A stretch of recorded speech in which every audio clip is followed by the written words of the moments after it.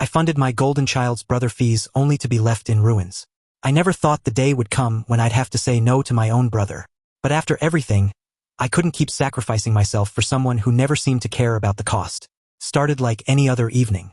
I was sitting at my kitchen table, surrounded by bills, trying to make ends meet. My life isn't glamorous. It's simple. I work hard, live modestly, and save where I can. That's just how I've always been. So when I heard a knock at the door, I wasn't expecting much. Maybe a neighbor, maybe a delivery. Instead, it was Tom, my younger brother. "Hey, big bro," he said, grinning like nothing was wrong, like he hadn't ignored my calls and texts for months. "Tom," I said, crossing my arms. "What are you doing here?" He brushed past me like he owned the place, collapsing onto my couch. "Man, it's been ages. You're looking stressed. Work still kicking your ass?" I stared at him, trying to hold my patience. "What do you want, Tom?" That's when he started talking. About how things had been rough lately, about how he was in a situation, but when I pressed him, the truth came out. He'd dropped out of college. Not recently, either. He'd been out for over a year. I felt like I'd been punched in the gut. "You've been out of college for a year? Tom, I funded your tuition. I worked 2 jobs to make sure you had a shot at a better future. And you didn't even tell me." He shrugged, looking uncomfortable for the first time. "I didn't want to disappoint you, okay? I thought I'd figure things out on my own. But, things got messy." "Messy how?" I asked. "I've got some debts," he admitted. "Nothing crazy. But, enough. I need help, Jack. Just a little loan to get back on my feet." I couldn't believe what I was hearing. "A loan? Tom, I gave you thousands of dollars for college. Do you have any idea what I gave up for you? Vacations, nights out, even fixing up my car. I sacrificed all of that because I believed in you. And now you want more. Look, I'm grateful, all right? But it's not like I asked you to do all that," he said, his tone defensive.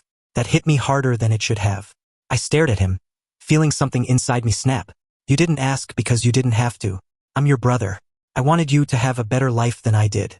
And this is how you repay me." Tom shifted uncomfortably, but his voice stayed firm. "Come on, Jack. You're making this a bigger deal than it needs to be. Just help me out. Please." "No," I said. He froze, staring at me like I'd slapped him. "You're serious?" "Dead serious," I replied. "You've taken enough from me, Tom. It's time you deal with the consequences of your choices." The cocky grin he'd walked in with disappeared, replaced by desperation. "Come on, Jack. You're my brother. I'm drowning here. I just need a little help." "You said that before," I shot back. "When I paid for your tuition. You promised me you'd make it worth it. And now you're here asking for more?" "No, Tom. I'm done." He stared at me for a long moment, his face a mix of anger and disbelief. "Fine," he finally said. "If you won't help me, maybe Mom and Dad will." I couldn't help but laugh bitterly. "Oh, I'm sure they will. You're the golden child, after all." "Don't start with that," he snapped. "Why not? It's true. Mom and Dad always bailed you out. They let you slack off while I had to work twice as hard for their approval. But guess what? I'm not them. You're on your own." His face turned red, but he didn't say another word. He stormed out, slamming the door behind him. I sank into a chair, my hands shaking. I didn't feel good about what I'd done, but I knew it was the right thing. The next day, the fallout started. Mom called first, her voice tight with anger. "Jack, how could you turn your back on your own brother? He's struggling, and you're just letting him suffer." "He's struggling because he made bad choices," I said. "I'm not going to clean up his mess, Mom. Not anymore." "Don't be like this," she pleaded. "You know how hard life has been for him. He's always had a harder time than you." "Stop," I interrupted.